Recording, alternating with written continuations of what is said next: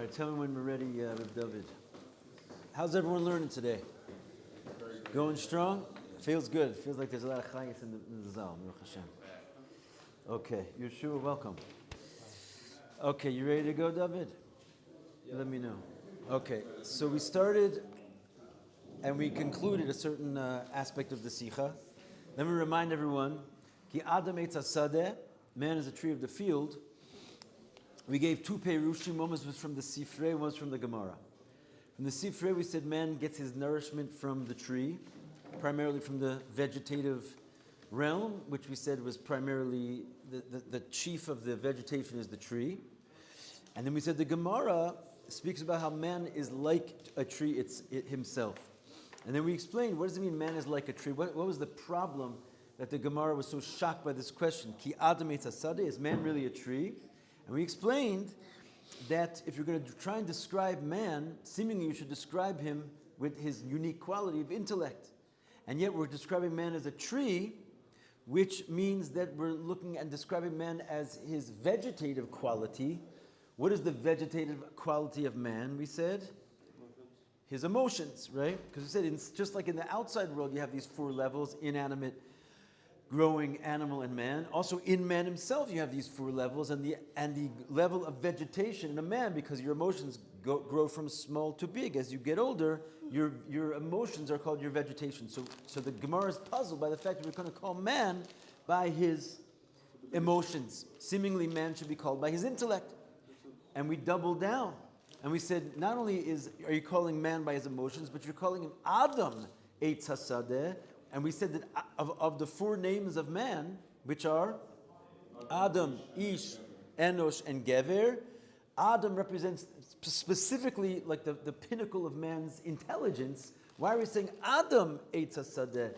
That the man by the name of Adam, which is going specifically on his intelligence, you're calling that a tree. And we explained the answer. Hang on one second for the question. We explained the answer that really, your intelligence is only as good as its effect on your emotions. And really, we're going to define you not by the peak of your intellect, but by your ability of your intellect to actually amplify your emotions and make you into a mensch.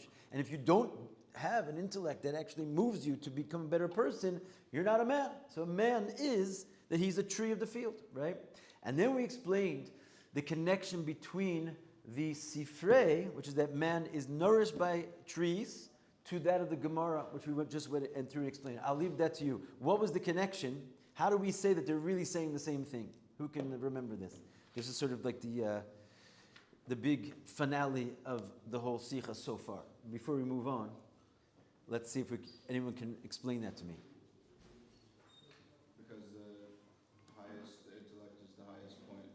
Like the whole point of that is that the emotions should benefit from it.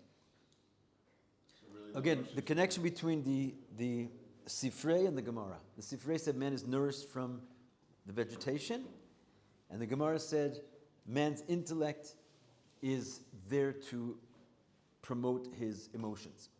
What's the connection between those two things? Is this go like the Talmud Chacham that you can get from a tree, like something that's worth following? Say it again? Does it go together with like the thing in the Talmud Chacham that like if it's Talmud Chacham you're able to take from his tree, so man is like a tree that if he is a wise and you're able to actually take from him, then it's connected like that. How's it connected to being nourished by eating Because you're being vegetables? nourished by the Talmud Chacham, you're being nourished by the person that you're going to follow.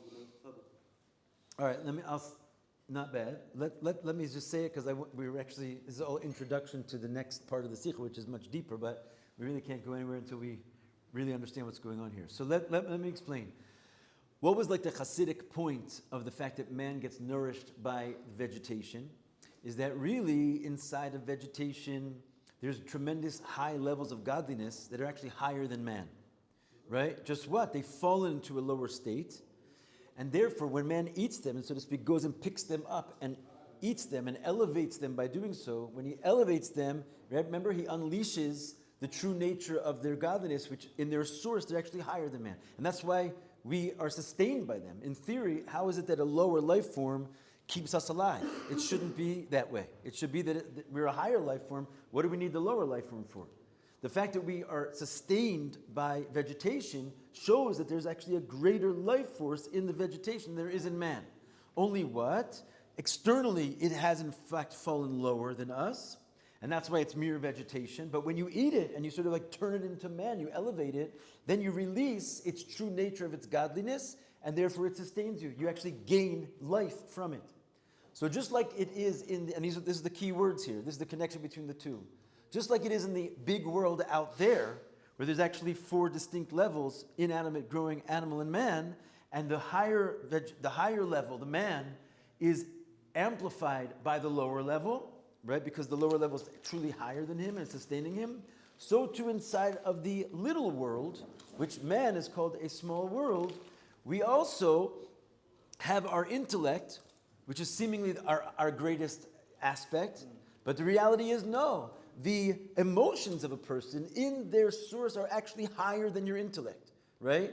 Your emotions have a higher source than your intellect. Just what? They've fallen into a state where they look lower. But therefore, when the man, i.e. the intellect, will eat them, i.e. elevate them and bring them up to their proper status and make them correct, they actually then sustain the man, and they actually make the man greater than he would be if he just had an intellect. He actually gains life force, and he gains his manliness from, so to speak, this lower level of vegetation inside of himself. By elevating it and refining it through his intellect, it then reveals its powers and actually amplifies him and strengthens him. So really, as it comes out, the Sifrei and the Gemara are actually saying the exact same thing. The only difference is one is talking about the outer world, and one is talking about the inner world, but in each case, the man is sustained by the tree and enlivened by the vegetation. Everyone get that? Okay. You follow? You just came for your first time here, but you're getting the whole thing here? More or less. More or less. Say l'chaim, that's all. That's all we can do. Baruch atah Adonai Eloheinu melech haolam she'akol niyeh b'doro. Amen. So if it wouldn't, instead of saying Adam Basada, what's the right way to say it? Like according to like the intellect of man, like what's the right word for man to say Basada in the field? 8 is the 8. In other words, what the part of man that goes along with his emotions? Instead of Adam, yeah, what's the correct word? Well, ultimately, that is the correct one, right? But in other words, what's you could say ish, right? Ish is usually associated with the aspect of man, which is his emotions. So why the question of the Gemara is why doesn't it say ish eitz hasadeh? And now we explained it, right? Because ultimately, the man is sustained and made great by this lower level when he elevates it and then it feeds him. Okay, now we're going to go into Oz Hey. But the whole idea is you have to know where we're standing before we get there, because this says Bir ba'omek yoser. We're going to explain this very same thing in a deeper way. Keivan sheyisruna adam alachai misbate besichla. Since the advantage of man over animal is expressed by his intellect, Shehu aseichel hu ikra adam. The intellect is really the main concept of man. Move on, it's understood. Ki adam shu olam katan. That the man who represents this little world, v'kalul mikol asugim, and as we've explained many times, he has contained inside of him all the different aspects of domim, tzumei, chai, and medaber, which are Not moving. inanimate, growing animal and man. Domim, tzumei, chai, and medaber. Sometimes we call it datzcham. Keep that in mind. Right? So since man has all of this inside of him, Eino rak bezesha adam. It's not just that man bichlal luso yesh ba arba hasugim elu. That in general man has these 4 species inside of him. Kim gam shaseichel, but rather that the intellect itself shua ikar sheba adam, which is the main part of man, hu atzma b'chinas olam katan. The brain itself, the mind itself, is a little world. Shekayimim bo arba sugim elu, and it has inside of just the mind these 4 levels. So not only is there inanimate, there's datzcham in the world, but there's datzcham in the man, and then furthermore there's datzcham in the man of the man, which is his mind. So in your own intelligence, you have 4 levels of intelligence. What is in a simpler way than we explained it in the last class, because I was sort of mixing metaphors. The simple way of looking at your datzcham in the man is simply that you have inanimate, which is your bones, right?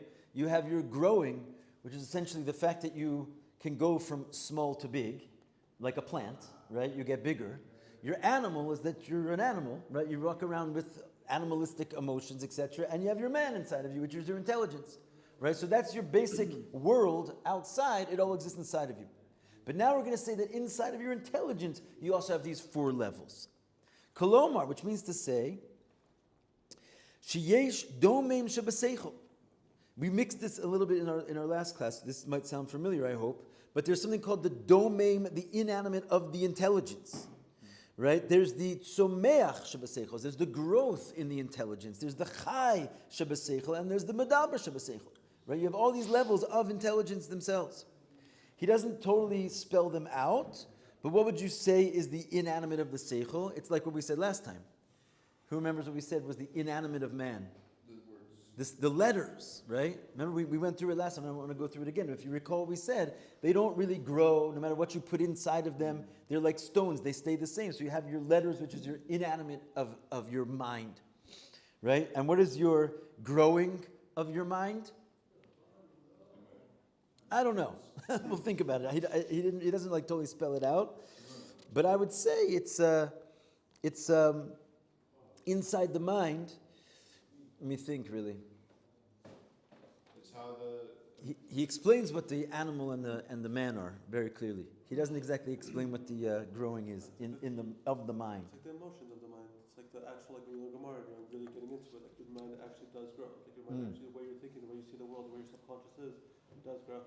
It's how the intellect has potential to extend to other things outside of the intellect, like emotions. Yeah.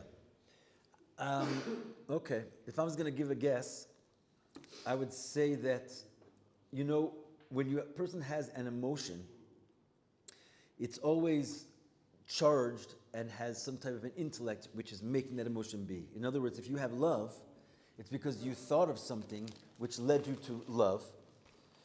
Or if you have fear, it's because you thought of something that led you to fear. But when the thought goes away, and you're now left with the emotion, there's something inside of that emotion which is the chayes that's making that emotion be there. And it's the intelligence that is now sort of taken like a back seat inside of the emotion. It's the intellect of the emotion. It's an emotion. It's the intellect of the emotion.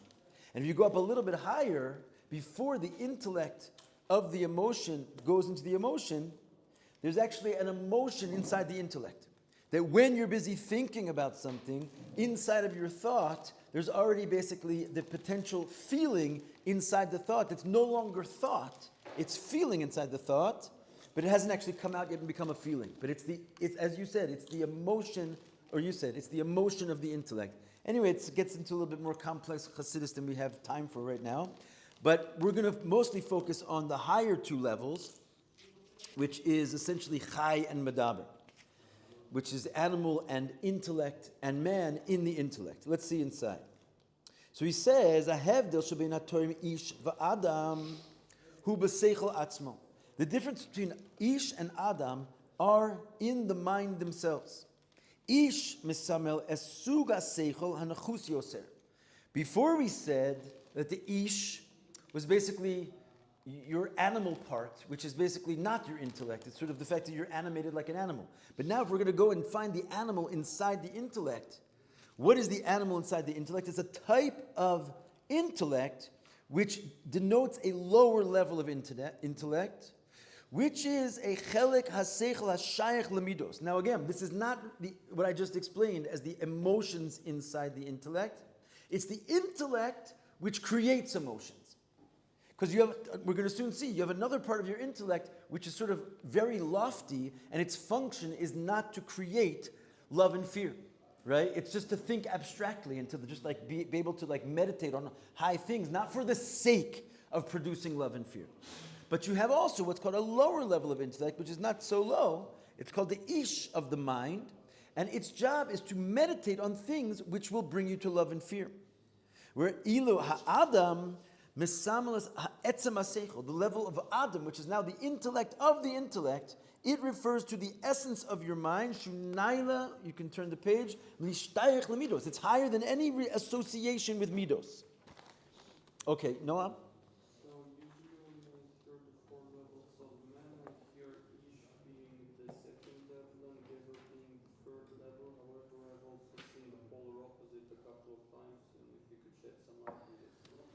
Okay, so right now, he's going to look. In truth, I have a similar question that you have.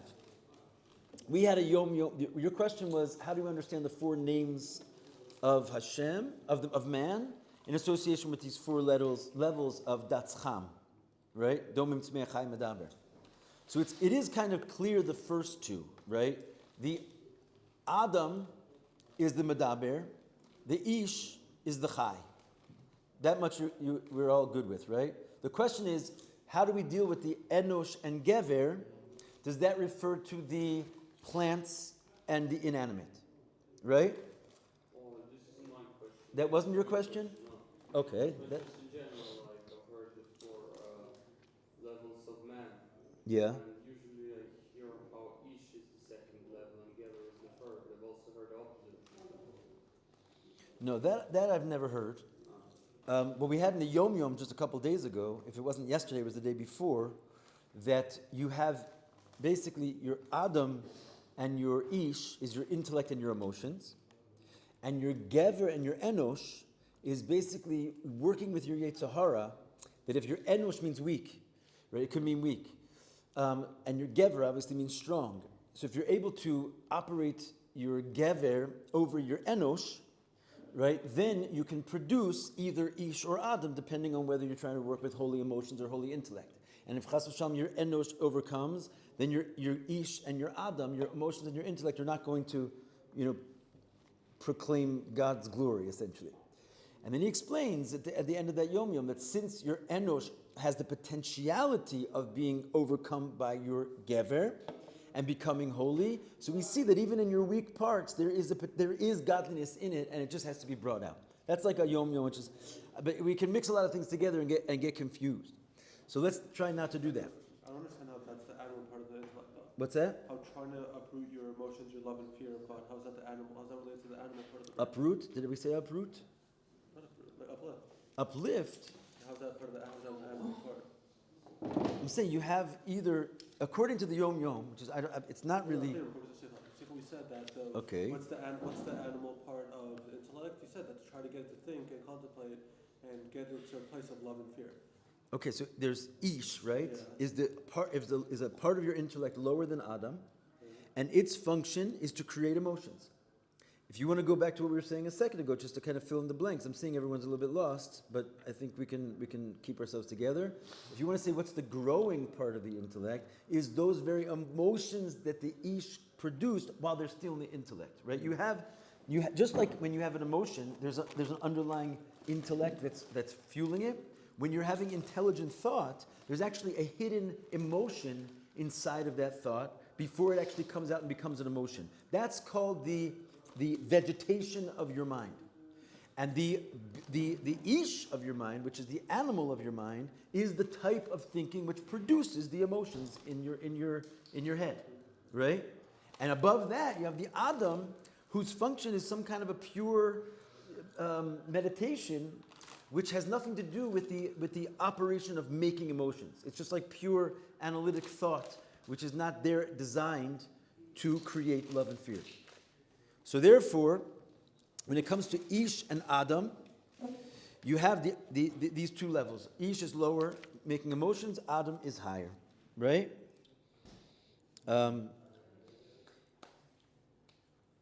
Okay. So v'zeo eifu she'elis Gemara. So now, going back to sort of pshat, this is really the question of the Gemara. We thought we understand the depths of the Gemara's question, ki Adam eitz hasadeh, which we were saying is man really based on his emotions? But now that we're going to take this thing whole up into a higher echelon, and we're now dealing with the mind itself and its four levels, this actually winds up dipping into a very deep question. Now we're saying, ki Adam eitz hasadeh, hen emes she'ein dai b'v'yadaita v'yesh tzurach gam v'hashevos el bavecha. What did we say last time? It's not enough. You know the pasuk says v'yadaita hayom v'hashevos el bavecha. You shall know today and you shall place it on your heart. That the reason of knowing God is in order to place it on your heart. It's not enough to know, you have to be changed by it. That's what the answer we gave before, right? That's why it says Adam is a tree, because it's all about growing. We're saying, but that's not enough. Beseder, that you have to know in order to develop your emotion, your menschlichkeit. right? Aval l'shem kach dai b'seichel hashayach lamidos. But if that's the case, you could have still said ish eitz hasadeh, because the ish would have been the type of intellect. Ish still goes on intellect, but it's a type of intellect which is capable of producing emotions. For that, you don't have to say Adam eitz hasadeh, where Adam represents a type of intellect which has nothing to do with creating emotions. It's like someone asked me in this very room, in this very class, publicly, so it's out there, I'm not going to necessarily mention names, but say, what is the point of us learning all this Chassidus?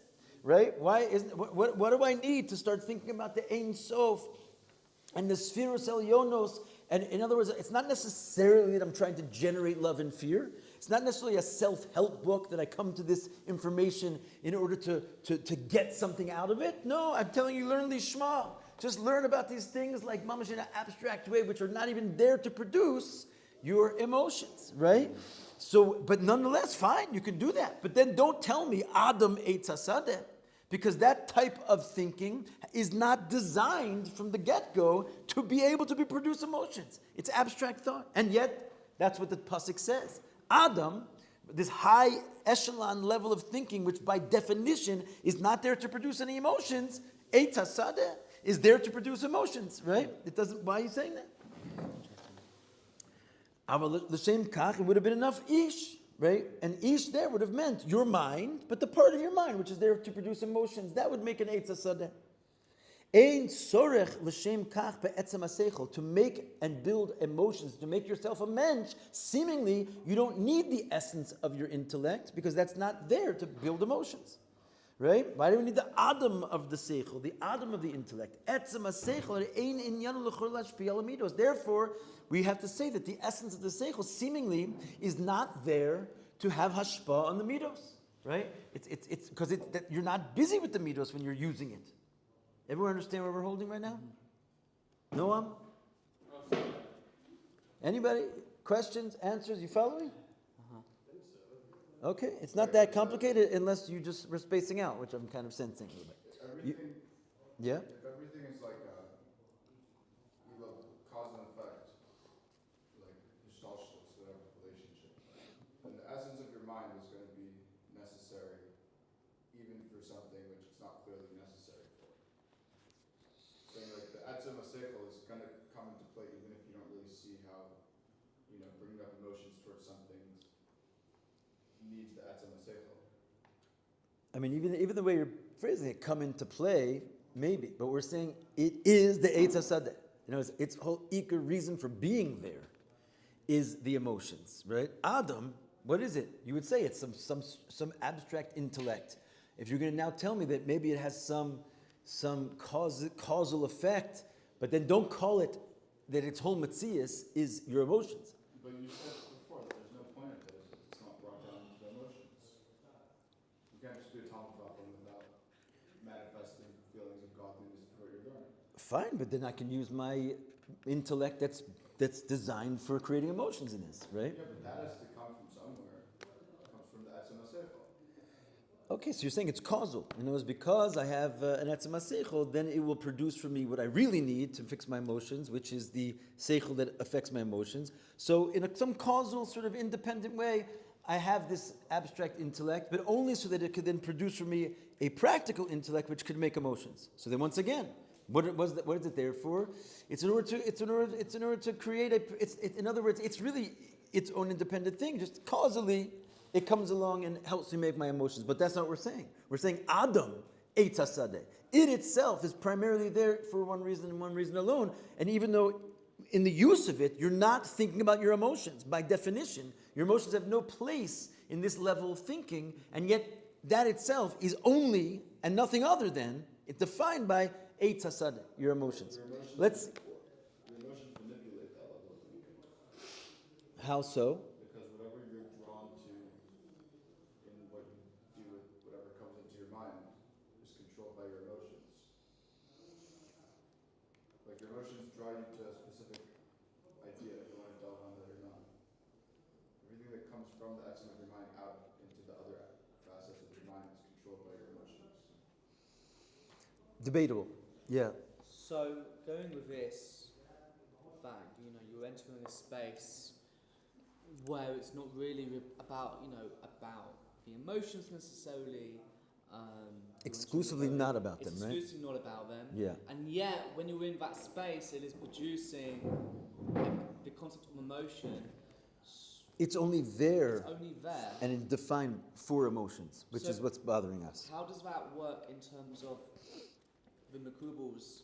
They do, I've seen in the Siddur Rashab, they do lots of tikkunim and meditations, and so how is that all associated with what we're talking about here? This isn't really the purpose of it doesn't.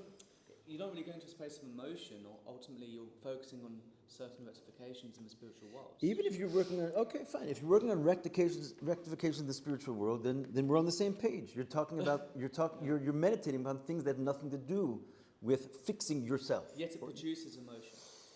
It's a bit of a paradox.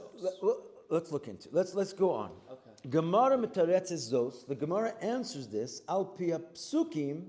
Right? The Gemara comes and says, Mimeno sochel v'oso sichros oso tashchis v'karata. So it comes along and says, Adam et hasadeh. If you remember, how does the Gemara deal with this? Where is man compared to a tree? If he's a Talmid Chacham, you shall eat from him, right? And you shall not, and him you will not cut down. And if he's not a Talmid Chacham, you cut him down, i.e., you turn away from him.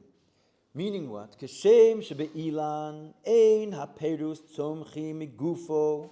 Just like in a tree, the fruits do not grow from the body of the tree. Ubavade lo mishrasha. They certainly don't grow from the roots of the tree. Where do you get the fruits from a tree? It doesn't grow from the trunk, and it doesn't grow certainly from the roots. Shehem naili matzmiach perus. Why? Because they're too high to essentially create fruits. So whatever's going on there, the energy which is inside of these roots in this trunk, it doesn't make fruits at that level. Let's look at footnote 25. Ki etzema ilan hu dugmas hayesh amiti. This gets very deep. What time is it? This is a very short class. Now 2 o'clock. 2 o'clock. All right. We're going to get excited tomorrow. Shkoyach. Pass them back in, maybe.